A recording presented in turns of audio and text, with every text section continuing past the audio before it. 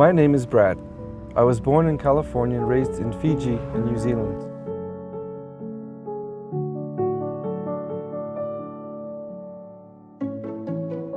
Some 40 years ago, those countries were much like Kyrgyzstan today, with mountains of rubbish.